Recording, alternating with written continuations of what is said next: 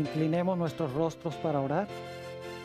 Padre Celestial, te damos gracias por el privilegio que nos concedes de encontrarnos en este lugar para estudiar tu palabra. Y al analizar el tema sobre la rebelión del querubín cubridor, pedimos la presencia de tu Espíritu Santo. Te pedimos, Señor, que abras nuestras mentes y enternezcas nuestros corazones para recibir tu mensaje. Te lo pedimos en el precioso nombre de tu Hijo, Cristo Jesús. Amén. Quiero extenderle un saludo muy cordial a todos los que han venido a este lugar en esta noche. También quiero entregarle un saludo muy cordial a aquellas personas que nos están viendo vía satélite y por televisión. Nos alegra mucho que nos estén acompañando en este tema de este día. Vamos a comenzar nuestro estudio en el libro de Génesis, el capítulo 1 y el versículo 31. Este versículo está hablando de la conclusión de la semana de la creación, de los 6 días de la creación. Y quiero que noten la opinión que Dios tenía de lo que hizo durante esos 6 días. Dice en el versículo 31, y vio Dios todo lo que había hecho, y he aquí que era bueno en gran manera. Y fue la tarde y la mañana del día sexto. Dios vio lo que había hecho y nos dice la Biblia que era bueno en gran manera.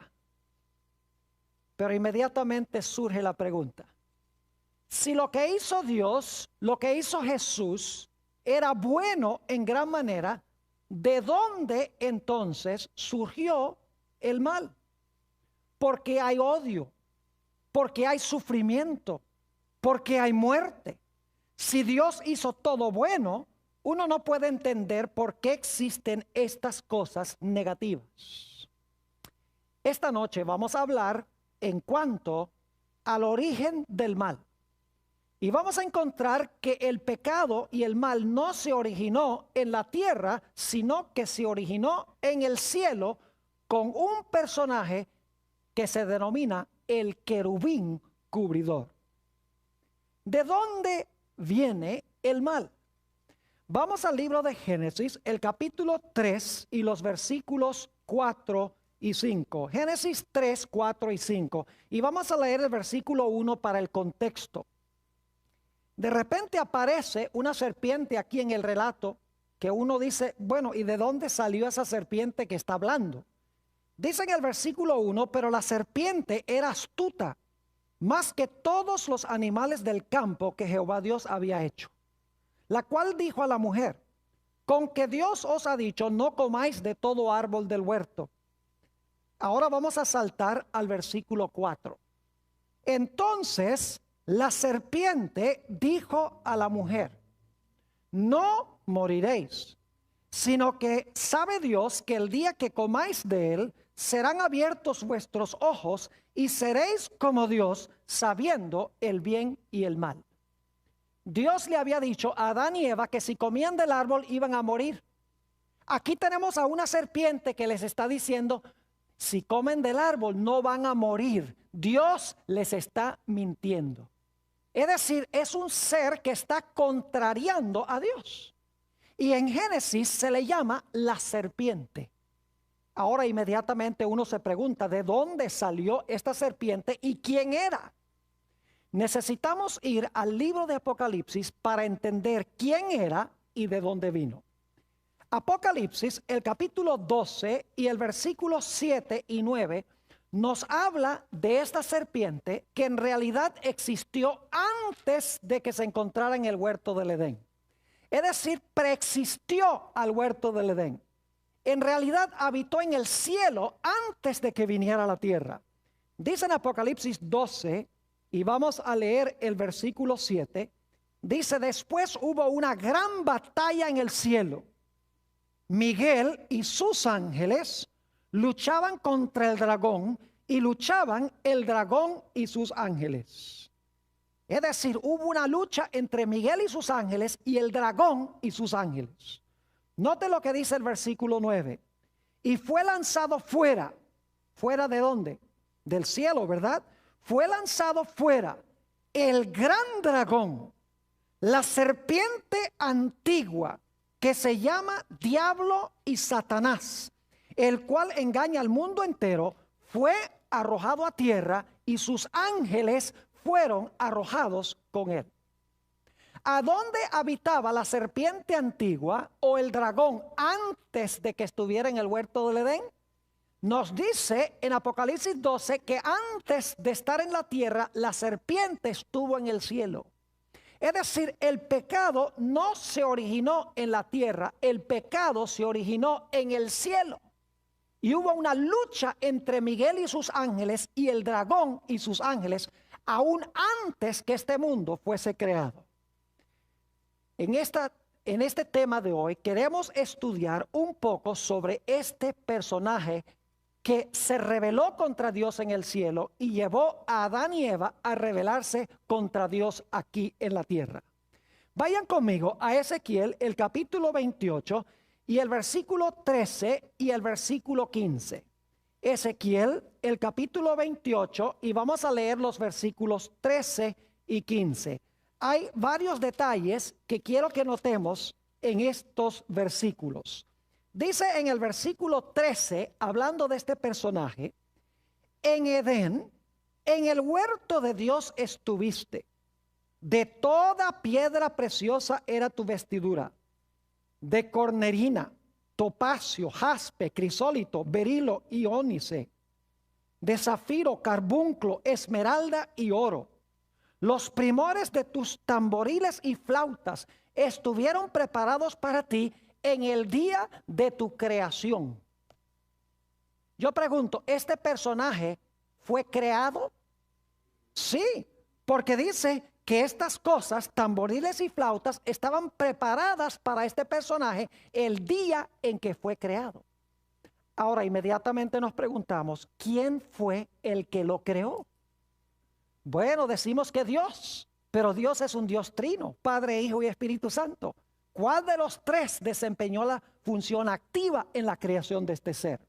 Vamos al libro de Colosenses, el capítulo 1. Colosenses, el capítulo 1, y vamos a ver quién fue el que creó a este personaje que se conoce como el querubín cubridor. Dice en Colosenses 1, el versículo 16 y 17, hablando de Jesús: porque en él fueron creadas todas las cosas, las que hay en los cielos y las que hay en la tierra, visibles e invisibles, sean tronos, sean dominios, sean principados, sean potestades. Todo fue creado por medio de él y para él, y él es antes de todas las cosas, y todas las cosas en él subsisten. Yo pregunto otra vez, ¿quién fue el creador de este personaje? Fue Jesús.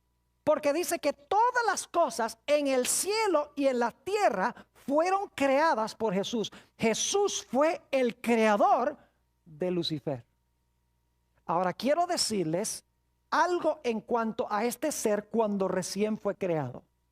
Note lo que dice en Ezequiel el capítulo 28 y vamos a leer el versículo 12 y también el versículo 15. Ezequiel 28 y el versículo 12, vamos a leer de nuevo, y entonces el versículo 15. Dice en Ezequiel el capítulo 28 y el versículo 12: hijo de hombre, levanta endechas sobre el rey de Tiro y dile: así ha dicho Jehová el Señor, tú eras el sello de la perfección, lleno de sabiduría y acabado de ¿qué? De hermosura. Saben que muchas personas pintan a Satanás como un dragón con cuernos y con un rabo y con un tridente en la mano. Eso no cuadra con lo que dice la Escritura. La Escritura dice aquí que era un ser hermoso, era un ser perfecto. Note lo que dice el versículo 15. Dice: perfecto eras en todos tus caminos, desde el día que fuiste ¿qué? Creado, hasta que se halló en ti maldad.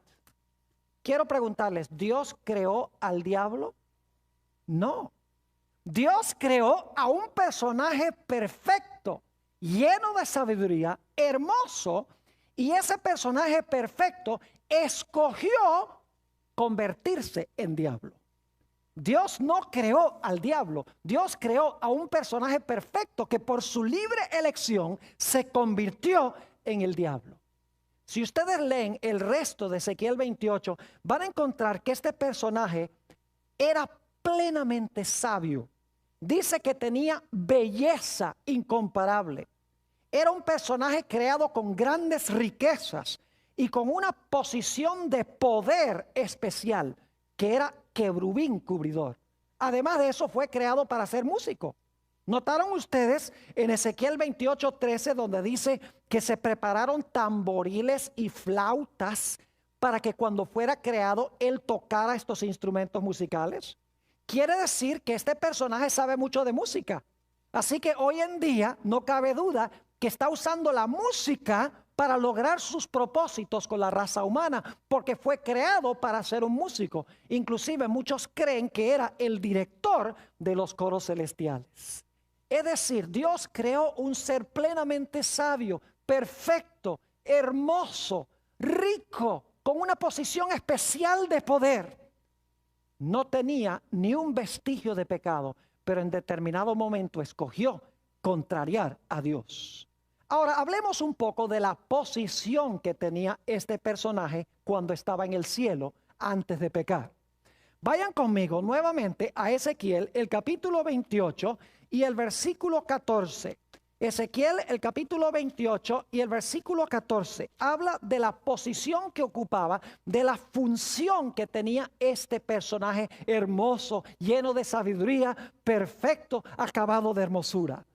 Dice en el versículo 14, hablando de este personaje, tú, querubín grande, protector. Algunas versiones dicen querubín grande, cubridor. Y luego dice, escuchen bien, yo te puse en el santo monte de Dios. Allí estuviste en medio de las piedras de fuego, te paseabas. Es decir, la posición especial que tenía este personaje es que era un querubín cubridor. Ahora inmediatamente nos preguntamos, ¿qué es eso de querubín cubridor? ¿Qué posición es esa? ¿Qué significa la expresión querubín cubridor? Para entender esto necesitamos regresar al libro de Éxodo, el capítulo 25 y los versículos 19 y 20. Éxodo 25 y los versículos 19 y 20. Y quiero que noten lo que dice allí en cuanto a este querubín cubridor. Nuevamente repito, Éxodo 25 y los versículos 19 y 20. Aquí se dan las instrucciones sobre la construcción del tabernáculo en el desierto. Dice allí en el versículo 19, harás pues un querubín en un extremo y un querubín en el otro extremo. En un momento les voy a decir extremo de qué. De una pieza con el propiciatorio harás los querubines en sus dos extremos. Es decir, hay algo y a cada extremo de ese algo hay un querubín. Versículo 20. Y los querubines extenderán por encima las alas, cubriendo, ahora fíjense, cubriendo con sus alas el propiciatorio, sus rostros, el uno enfrente del otro, mirando al propiciatorio los rostros de los querubines. Quiero que se imaginen que hay algo y en cada extremo de ese algo, que voy a explicar en un momento, había un querubín y el querubín dice que cubría ese objeto con sus alas. Por eso se llamaba como querubín cubridor o querubín protector. Es la misma expresión en los dos versículos, aunque se traduce de una forma diferente. Ahora, ¿cuál era el objeto al lado del cual se encontraban estos querubines?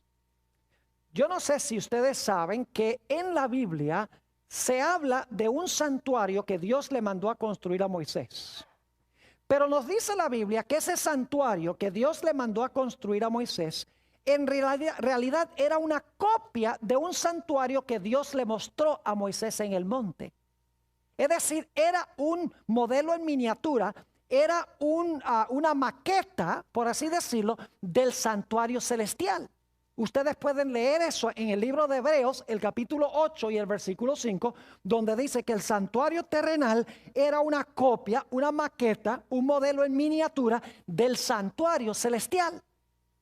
Ahora, si ustedes miran el santuario terrenal, esa carpa que Dios mandó a Moisés que construyera allí en el desierto, van a encontrar que la carpa tenía dos apartamentos, el lugar santo y el lugar santísimo. El lugar santísimo era el lugar a donde se manifestaba la presencia gloriosa de Dios, que se conocía como la Shekinah. La gloria de Dios descendía y se asentaba allí en el lugar santísimo del santuario, en un mueble que se conoce como el arca del pacto. Es decir, en el lugar santísimo, en el segundo apartamento de esa carpa, había un arca que se conocía como el arca del pacto. Un arca que ha sido hecha famosa por Indiana Jones. Tal vez no debería mencionar eso, pero es la idea que tenemos aquí en la Biblia, solo que Hollywood ha dañado la historia que encontramos en la Biblia. Ahora, esa arca, interesantemente, se encontraba en el lugar santísimo del santuario terrenal. Pero la Biblia nos enseña que como el santuario terrenal era una copia del celestial, el santuario celestial también tiene un arca. Noten lo que dice en Apocalipsis 11 y el versículo 19. Apocalipsis, el capítulo 11 y el versículo 19. Allí nos va a hablar sobre algo que el apóstol Juan vio en el cielo. Y quiero que noten qué fue lo que vio. Nuevamente repito el texto, Apocalipsis el capítulo 11 y el versículo 19. Dice el apóstol San Juan, inspirado por el Espíritu Santo, y el templo de Dios fue abierto ¿a dónde? En el cielo. Y el arca de su pacto se veía ¿a dónde? En el templo. Y hubo relámpagos, voces, truenos, un terremoto y grande granizo. ¿Qué fue lo que vio Juan en el templo celestial? Vio el arca ¿de qué? El arca del pacto. Yo pregunto entonces, ¿el arca en la tierra era una copia del arca celestial? La Biblia dice que sí. Ahora viene una pregunta muy importante. ¿Qué se encontraba dentro del arca en el santuario terrenal? Vamos a buscar en nuestras Biblias el libro de Deuteronomio, el capítulo 10 y el versículo 2. Deuteronomio, el capítulo 10 y el versículo 2. Ahí nos habla de lo que contenía el santuario terrenal, en el lugar santísimo, en el arca. Vamos a leer el versículo 1 para el contexto. Dice, en aquel tiempo Jehová me dijo, está hablándole a Moisés, lábrate 2 tablas de piedra como las primeras, y sube a mí al monte, y hazte un arca de madera, y escribiré en aquellas tablas las palabras que estaban en las primeras tablas que quebraste, porque Moisés había quebrado los 10 mandamientos al pie del monte Sinaí cuando el pueblo estaba adorando el becerro de oro. Y ahora note la última parte del versículo 10. Y las pondrás, las tablas las pondrás, ¿dónde? En el arca. ¿A dónde se encontraban las tablas de los 10 mandamientos? Se encontraban en el arca. Ahora yo pregunto, si el santuario terrenal era una copia del santuario celestial, ¿qué debe estar en el arca del pacto celestial? Deben estar también allí, ¿qué cosa? Debe estar la ley, deben estar allí también los 10 mandamientos. Es decir, quiero que se imaginen esto.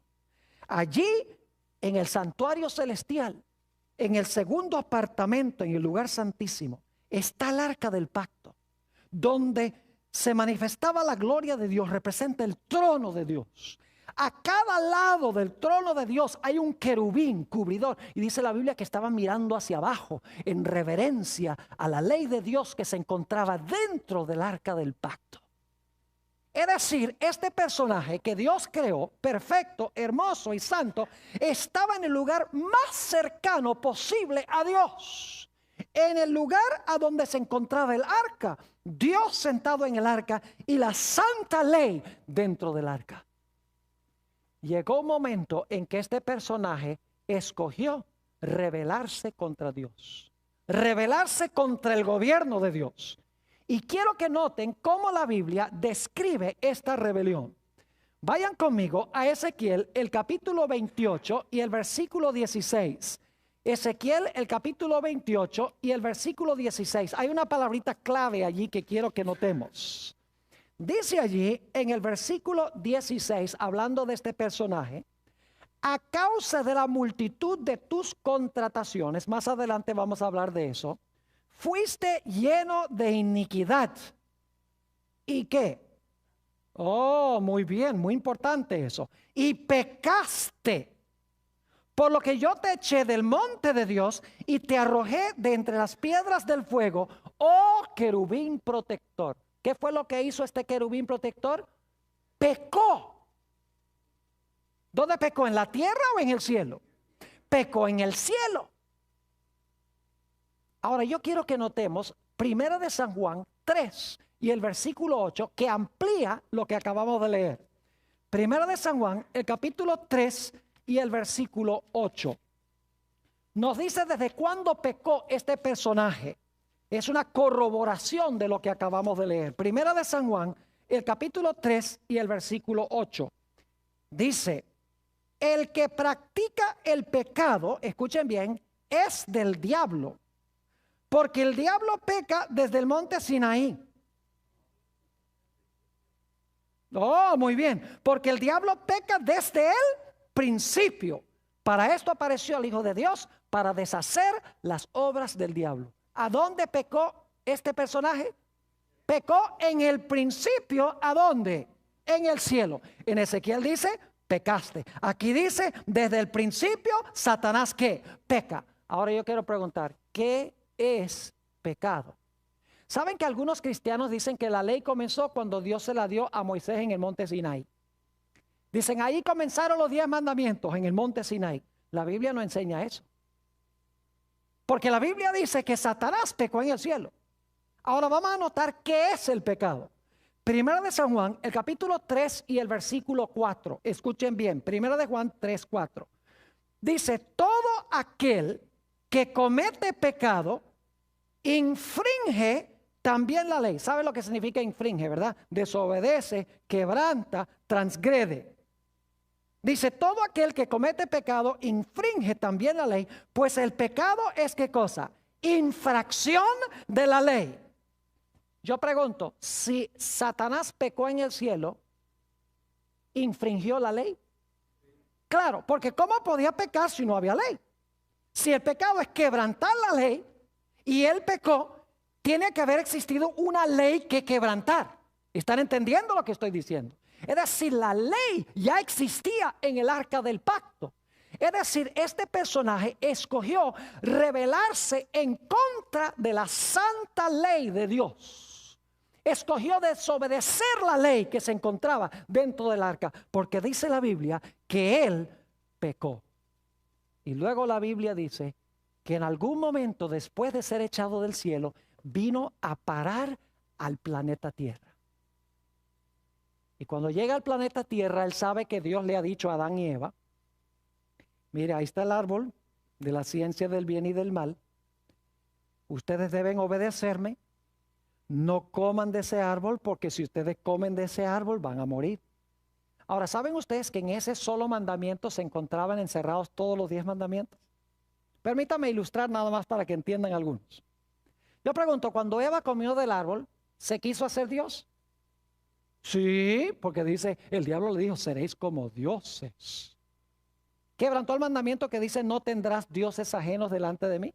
Oh, claro que sí. Yo pregunto, ¿deshonró a su padre celestial? Oh, claro que sí. Honra a tu padre y a tu madre. ¿Mató? Oh, dicen sí. ¿Cómo mató? Cuando pecó, trajo la muerte al mundo. Yo pregunto, ¿robó? Sí, porque el fruto era ¿de quién? De Dios, y ella se lo robó. ¿Codició?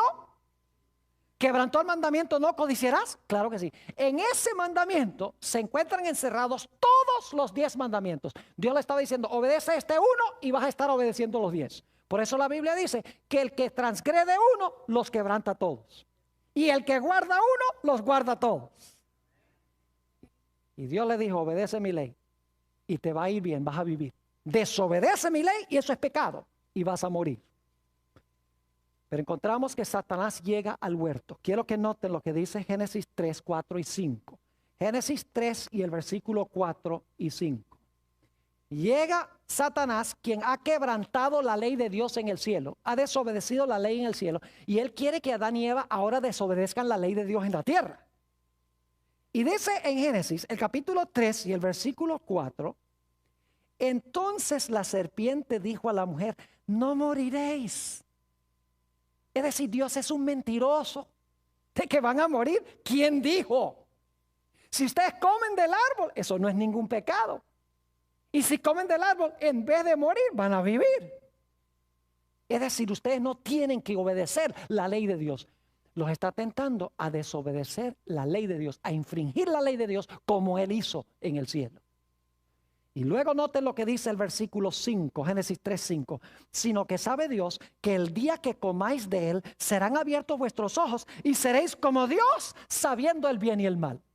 Es decir, el diablo le está diciendo, mira, ¿tú crees que Dios tiene que decirte qué es bueno y qué es malo? Que es malo comer del árbol y que es bueno no comer del árbol. Eva, tú no tienes que preguntarle a Dios lo que es bueno y lo que es malo. Tú no tienes que mirar la ley de Dios para saber lo que es bueno y lo que es malo. Dice, si tú comes del árbol, tú vas a ser igualito a Dios y ya tú no tienes que depender de Dios para decirte qué es bueno y malo. Tú misma, siendo Dios, vas a poder definir qué es bueno y qué es malo. Y la Biblia nos dice que Eva escuchó las insinuaciones de Satanás. Y no solamente cayó ella, sino que dice la Biblia que le dio el fruto también a su marido y su marido comió. Habían ahora desobedecido la santa ley de Dios. Como Lucifer, como Satanás desobedeció la ley de Dios en el cielo. Todo el conflicto, mis queridos hermanos y hermanas, apreciadas visitas, los que están viendo por televisión y vía satélite, todo el conflicto tiene que ver con la ley de Dios. Lucifer transgrede la ley de Dios porque es infracción de la ley y lleva a Adán y Eva a desobedecer también la santa ley de Dios. Pero necesitamos entender algo. El pecado no es solamente quebrantar una lista de reglamentos. Es decir, Dios no da una lista de cosas que no podemos hacer nada más por darse gusto de darnos una lista de prohibiciones. En realidad, el propósito de la ley es proteger las relaciones que existen entre seres humanos. Es decir, el propósito de la ley es garantizar la felicidad de las relaciones de un ser humano con otro ser humano. La esencia del pecado, sí, es transgresión de la ley, pero la esencia del pecado es egoísmo. Ahora, quiero que notemos otro relato bíblico que nos habla sobre la rebelión de este personaje. El libro de Isaías, el capítulo 14 y el versículo 12. Vamos ahora a mirar un poquito más detenidamente el pecado, porque el pecado es transgresión de la ley, sí, es quebrantar los 10 mandamientos, eso es pecado. Pero es más profundo, porque los 10 mandamientos tienen el propósito de proteger las relaciones entre seres humanos y entre los seres humanos y Dios. Dice allí en Isaías 14 y empezando en el versículo 12 de este personaje, ¿cómo caíste del cielo, oh lucero, hijo de la mañana? Cortado fuiste por tierra, tú que debilitabas a las naciones. Ahora debo decirles algo antes de leer el versículo 13, que hay un pronombre que está sobreentendido en el versículo 13, que está en el idioma hebreo, pero que no está en la traducción. Yo se lo voy a agregar, pero no estoy agregando a la Biblia, porque está en el original. Ahora escuchen bien. Fíjense cuál es el problema de este personaje. Dice, tú que decías en tu corazón, yo subiré al cielo, en lo alto junto a las estrellas de Dios, yo levantaré mi trono. Y en el monte del testimonio, yo me sentaré a los lados del norte. Sobre las alturas de las nubes, yo subiré y yo seré semejante al Altísimo. ¿Cuál fue el problema de este personaje? El yo. El yo. La esencia del pecado es el yo. El propósito de la ley, de guardar la ley, es que cuando guardo la ley, protejo las relaciones entre mi persona y otros seres humanos. Quiero que notemos eso en varios versículos que encontramos en la Biblia, Romanos 13 y el versículo 8 al 10. Romanos el capítulo 13 y los versículos 8 al 10. Quiero que se fijen que el propósito de los 10 mandamientos es garantizar el amor que tiene uno para con su prójimo. Noten nuevamente Romanos el capítulo 13 y el versículo 8 al 10. Dice el apóstol Pablo, no debáis a nadie nada, sino el amaros unos a otros. Porque el que ama al prójimo, ¿qué ha hecho? Ha cumplido la ley. ¿Qué es cumplir la ley? ¿Es amar a quién? Al prójimo. Porque no adulterarás, no matarás, no hurtarás, no dirás falso testimonio, no codiciarás. Y cualquier otro mandamiento en esta sentencia se resume: amarás a tu prójimo como a ti mismo. El amor no hace mal al prójimo, así que el cumplimiento de la ley es el amor. Yo pregunto, si usted ama a su prójimo, ¿lo va a matar? Si usted ama a su prójimo, ¿le va a robar? Si usted ama a su prójimo, ¿va a hablar mal de él? Si usted ama a su prójimo, ¿va a codiciar lo que le pertenece? Si usted ama a su padre y a su madre, ¿los va a maltratar? Si usted ama a Dios, ¿va a tener otros dioses? Si usted ama a Dios, ¿va a poner imágenes de Dios? Si usted ama a Dios, ¿va a irrespetar el nombre de Dios? Claro que no. Es decir, que el amor es guardar la ley. Amar a Dios significa guardar su ley. Guardar su ley significa amar a Dios, porque el propósito de los mandamientos es proteger las relaciones entre prójimo y prójimo y entre nosotros y Dios. Permítanme ilustrar para que puedan entender. Hay un mandamiento que dice no cometerás adulterio. Ese es un reglamento, ¿sí o no? Es una ley. No cometerás adulterio. Pero ¿por qué dio Dios esa ley? Yo pregunto, cuando una persona, cuando un esposo tiene relaciones sexuales con una mujer que no es su esposa, yo pregunto, ¿trae esto tristeza en el corazón de la esposa y de los hijos? ¿Causa división? Claro que sí. ¿Muestra amor hacer algo como eso? No. Es decir, que cuando se quebranta ese mandamiento, no cometerás adulterio, se está quebrantando la relación entre marido y mujer, entre el marido y los hijos. Es decir, el pecado sí es quebrantar la ley, pero el pecado es más. El pecado es no tener amor, sino amarse uno mismo. ¿Por qué un individuo, por ejemplo, comete adulterio?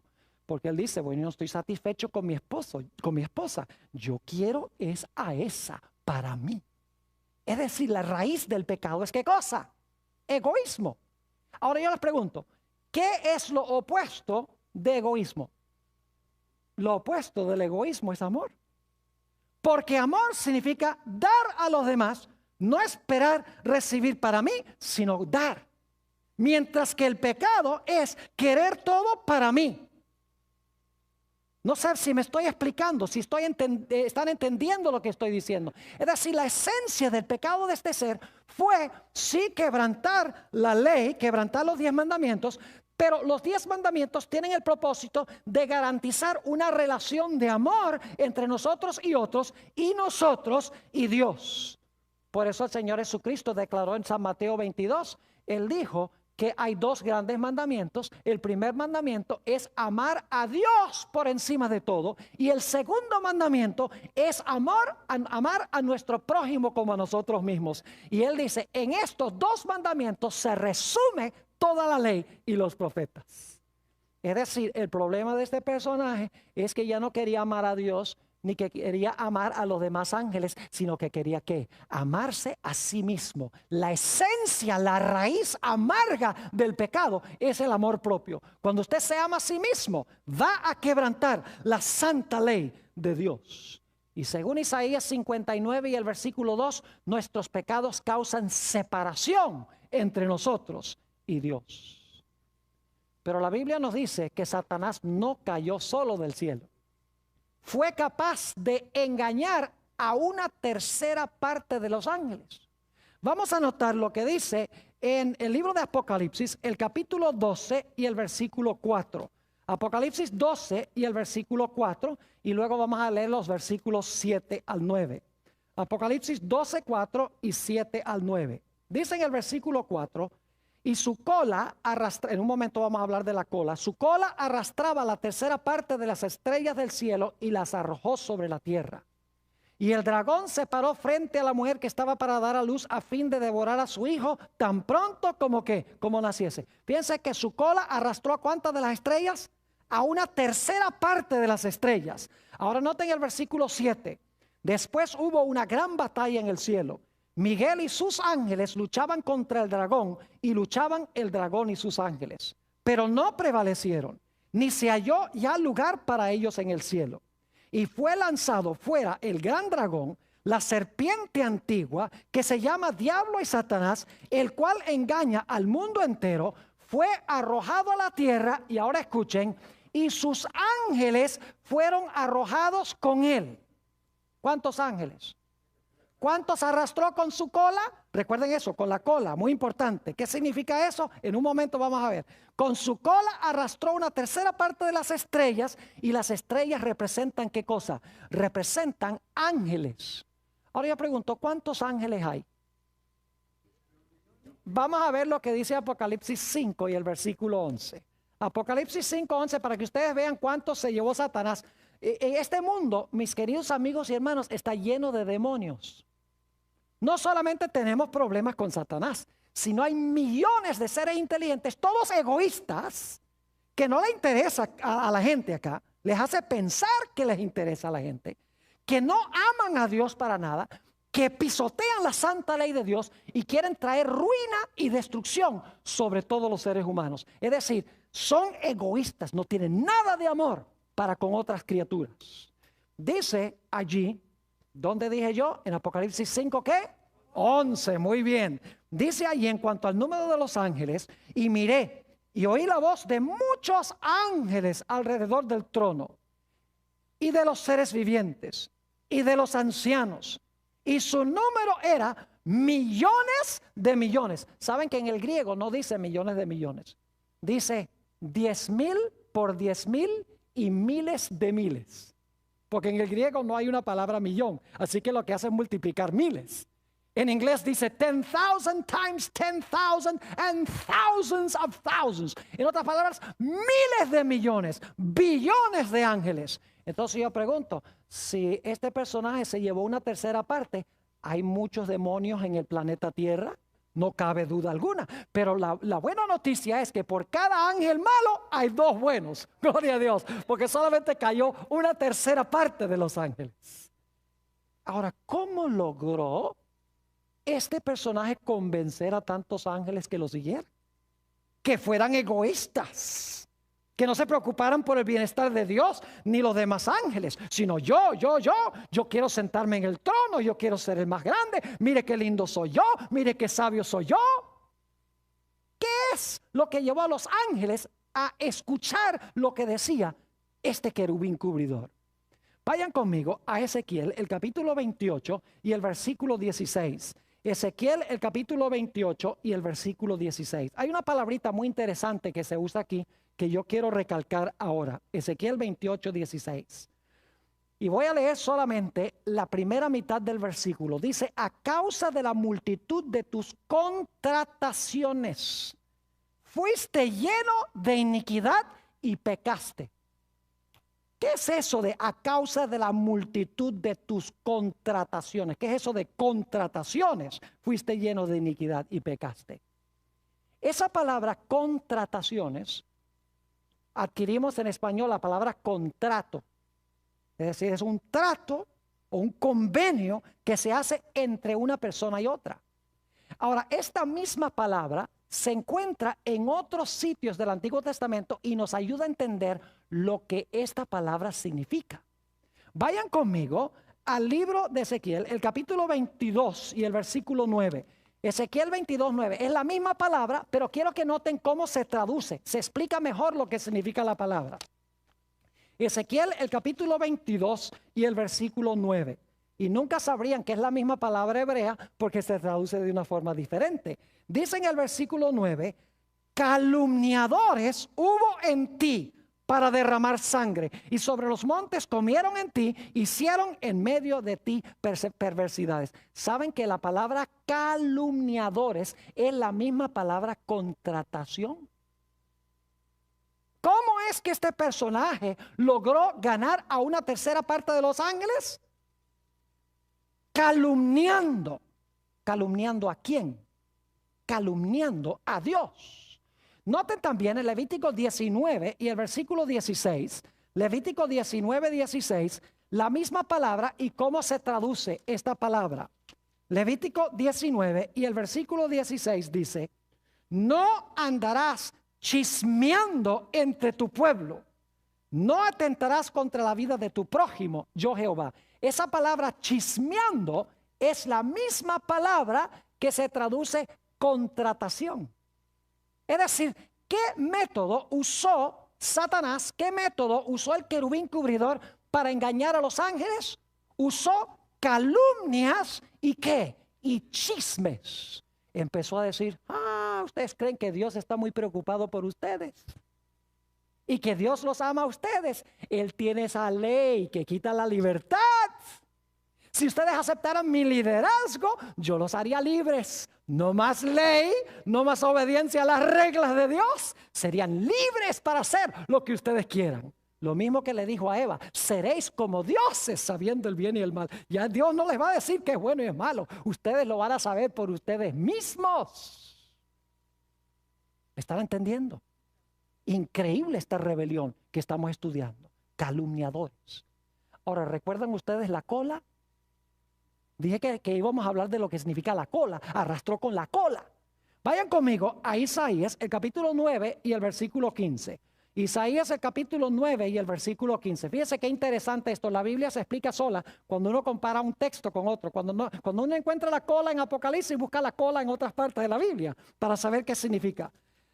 Noten Isaías, el capítulo 9. ¿Y qué versículo dije yo? Muy bien, están conmigo. 9:15 dice: el anciano y venerable de rostro es la cabeza. El profeta que enseña mentira es la cola. ¿Qué es la cola? Alguien que habla ¿qué? Mentira. Entonces, ¿qué significa que la cola arrastró a una tercera parte de los ángeles? Significa que los arrastró echando ¿qué cosa? Echando mentiras en cuanto a Dios, diciéndole, si ustedes me ponen a mí en el trono, las cosas van a andar tanto más bien y van a ser más felices, porque esas reglas, esa ley de Dios es una ley demasiado estricta. ¿Y quién quiere obedecer esa ley? Note lo que dice San Juan 8 y el versículo 44. San Juan, el capítulo 8 y el versículo 44. Habla sobre este personaje al comienzo y el método que usó. Aquí Jesús está hablándole a los dirigentes judíos y dice: vosotros sois de vuestro padre el diablo, y los deseos de vuestro padre queréis hacer. Él ha sido homicida desde el principio y no ha permanecido en la verdad, porque no hay verdad en él. Cuando habla mentira, de suyo habla, porque es mentiroso y padre de ¿qué? Y padre de mentira. Ahora yo pregunto, cuando viene una persona y les dice a ustedes, ustedes no tienen que guardar la ley. La ley fue clavada en la cruz. La ley no es para el cristiano. Si estamos bajo el Espíritu Santo, ya para el cristiano la ley no es importante. ¿La voz de quién es eso? Esa no es la voz de Dios. Porque el libro de Apocalipsis dice que al final de la historia Dios va a tener a un pueblo que guarda los mandamientos de Dios y tiene el testimonio de Jesucristo. Inclusive dice en Apocalipsis 14:12, aquí están los que guardan los mandamientos de Dios y la fe de Jesús. El diablo es el que quiere pisotear la ley. El diablo es el que quiere causar riñas, divisiones y peleas entre los seres humanos, y todo se debe a quebrantar la ley. Si todo el mundo guardara los 10 mandamientos, este mundo sería un paraíso. Los padres estarían seguros, no habría peligro de adulterio, no habría gente matando gente, podrían irse de la casa y dejar la puerta abierta porque nadie les robaría nada, todo el mundo adoraría a Dios, habría paz, no habría cárceles, no habría policías, no habría hospitales, nada de esas cosas.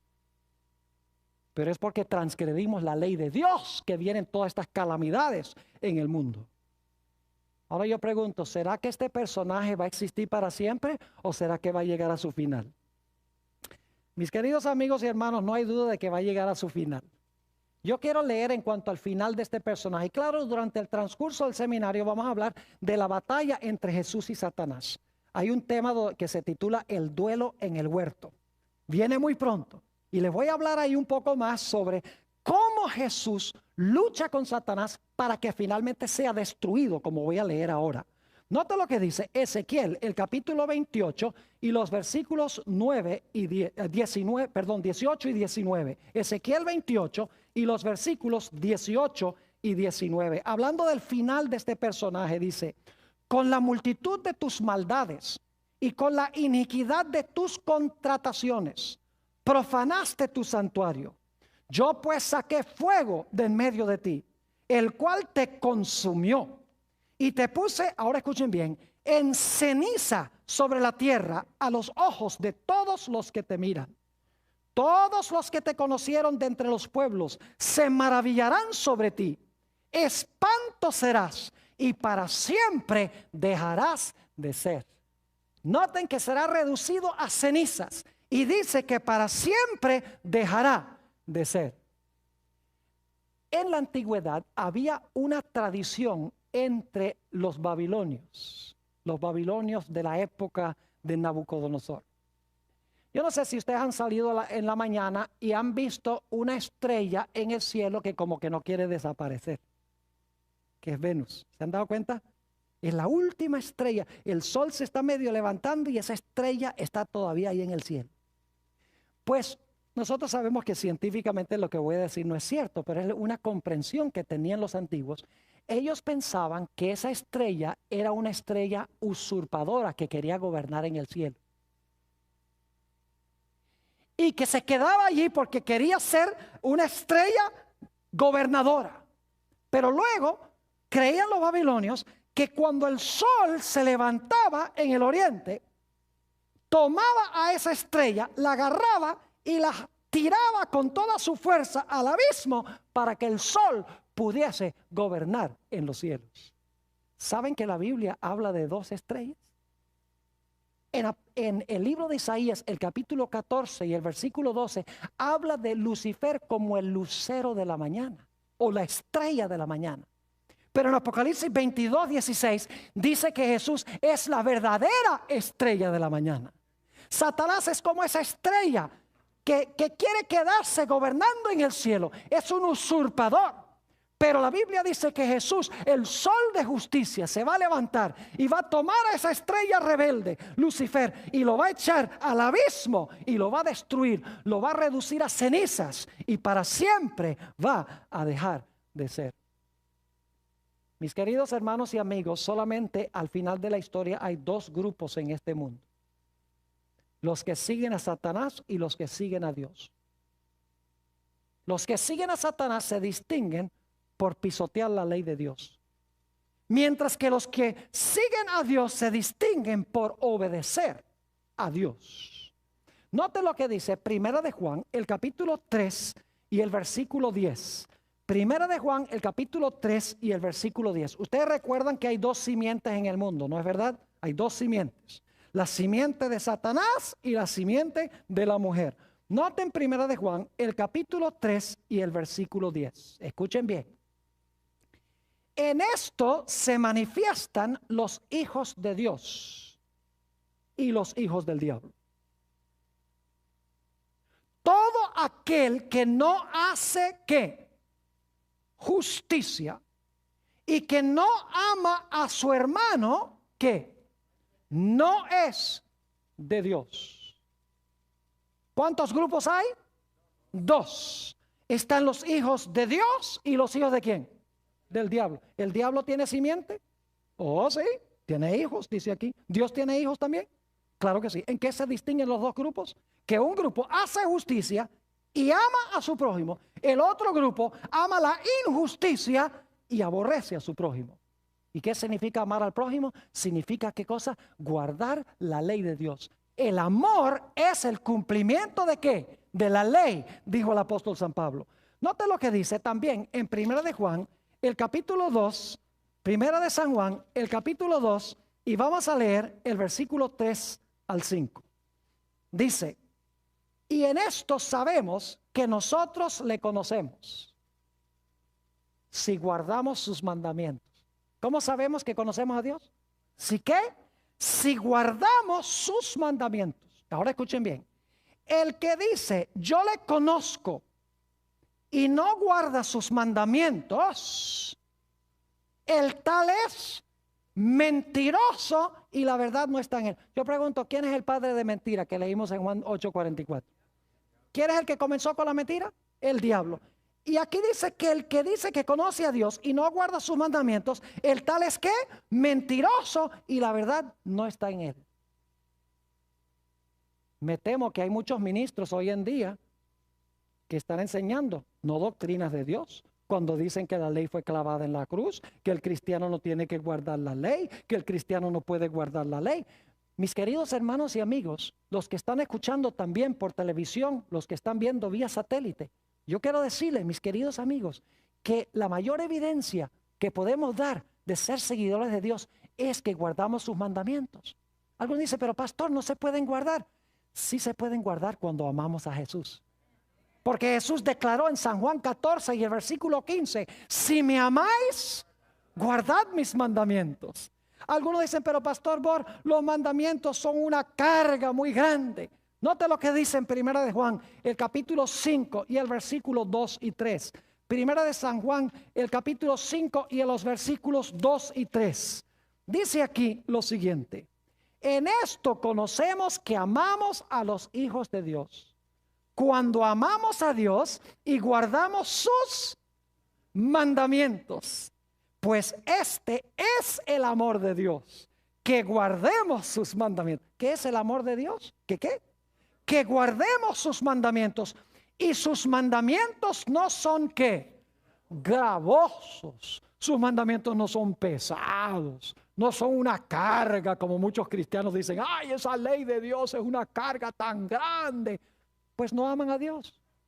Porque cuando amamos a Dios, será nuestro deleite obedecer a Dios. No vamos a escuchar la voz de Satanás, ese querubín que se rebeló contra la ley, que estaba en el arca, que pecó contra Dios desde el principio, que mintió, arrastró una tercera parte de los ángeles para que ellos desobedecieran la ley de Dios también. No vamos a estar en ese grupo, vamos a estar del lado de Dios. Vamos a exaltar la ley y vamos a hablar bien de la ley, porque amamos a Dios. Vamos a querer guardar sus mandamientos.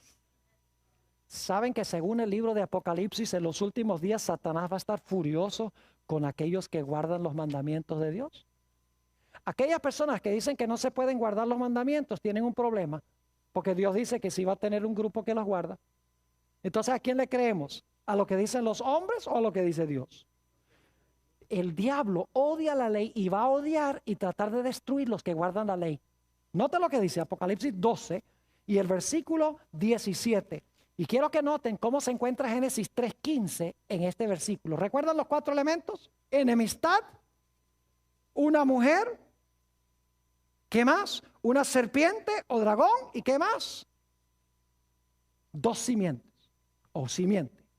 Ahora fíjense Apocalipsis 12 y el versículo 17 dice, entonces el dragón, que se identifica también como la serpiente antigua, el diablo y Satanás, ya lo leímos. Entonces el dragón se llenó de ira ¿contra quién?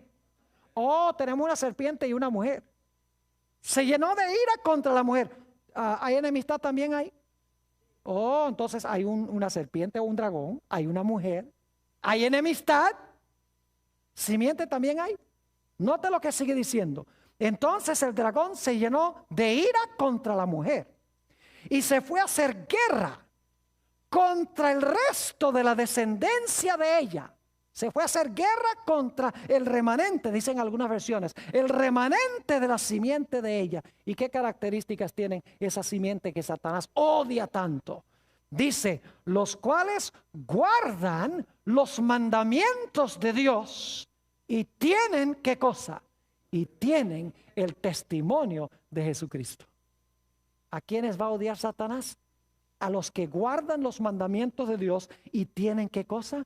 El testimonio de Jesucristo. ¿Cuántos grupos entonces va a haber al final de la historia? 2. Los que son egoístas y los que aman a Dios y a su prójimo. Los que pisotean la ley y los que obedecen la ley por amor a Dios. Quiero hacer muy claro que no guardamos la ley para que Dios nos salve.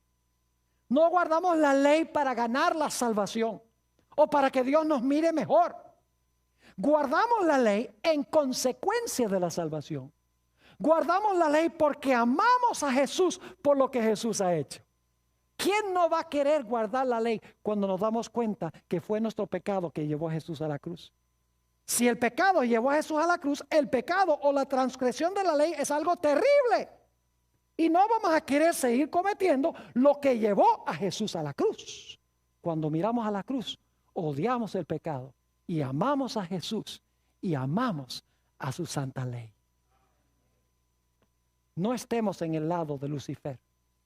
Mis queridos hermanos y amigos, los que están viendo por televisión vía satélite, escojamos seguir a Dios y guardar su santa ley por amor.